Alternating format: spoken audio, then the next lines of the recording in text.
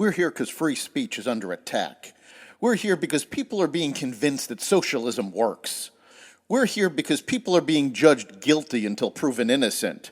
We are fighting back with facts. This is not a safe zone, so buckle up, Buttercup. This is the raw, naked truth.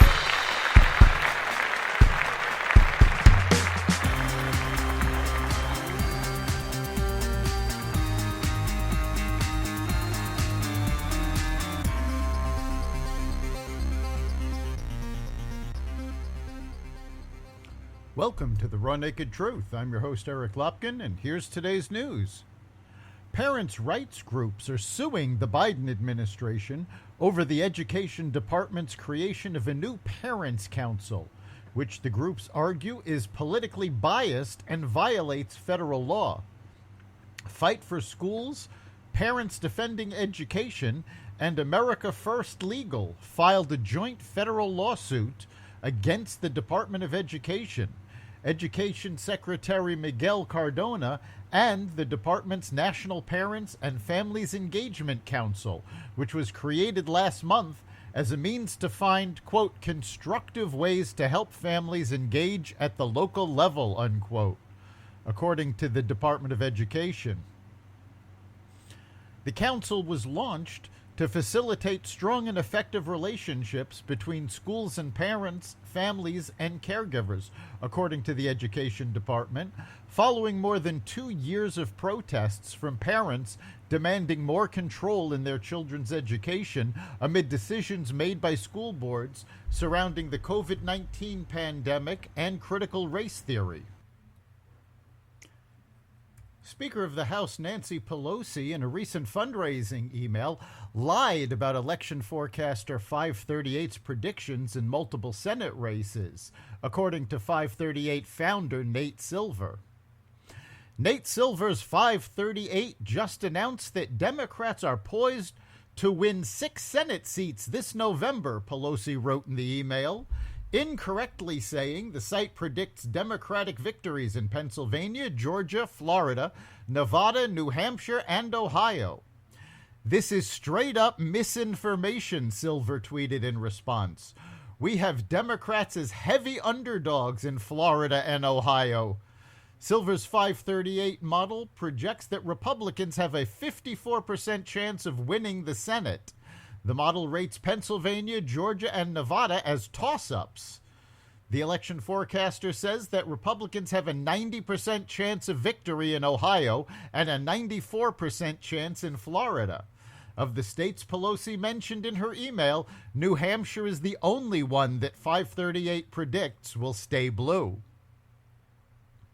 The National Education Association put forward a resolution that would see the term mother be changed to birthing parent in contracts to promote inclusivity. The resolution, or new business item labeled NBI 63, was one of many proposed that could be voted on by the Representative Assembly this week. Using the contract language, members need not worry about how a Board of Education / solicitor defines maternity leave, mother and or father.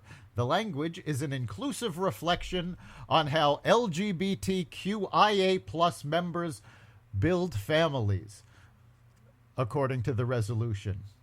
In the end, NBI 63 was not brought to a vote, but its impact drew a lot of attention and criticism.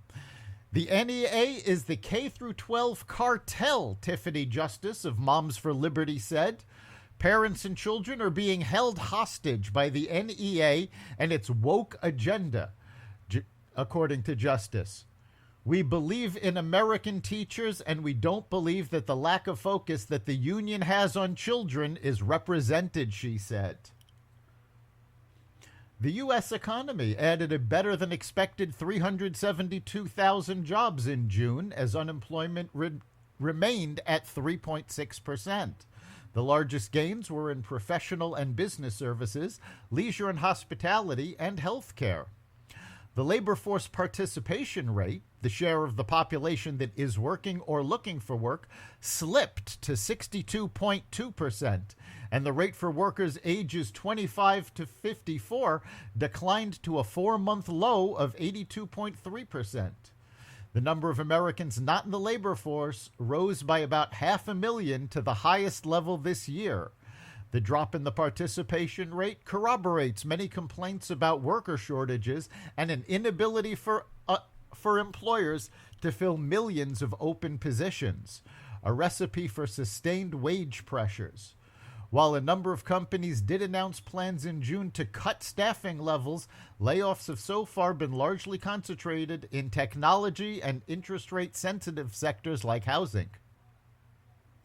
More than 5 million barrels of oil released from the Strategic Petroleum Reserve have been diverted to European and Asian nations instead of U.S.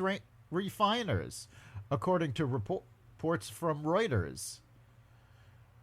Biden has ordered the Department of Energy to release a total of about 260 million barrels of oil stored in the Strategic Petroleum Reserve over the last 8 months to combat record fuel prices hitting American consumers. President Biden needs to remember that our strategic energy reserves are for emergencies, not to cover up bad policies. America needs to flip the switch and increase our capacity to produce and refine oil here at home, said House Energy and Commerce Committee Ranking Member Kathy McMorris Rogers. Now is not the time to use our strategic stockpile, she said. That's the Raw Naked Truth. You can catch every episode of The Raw Naked Truth at xvadio.com/podcast, the Apple Podcasts app, Google Podcasts, Spotify, iHeartRadio, Audible, Amazon Music, and wherever you find podcasts. We'll see you next time.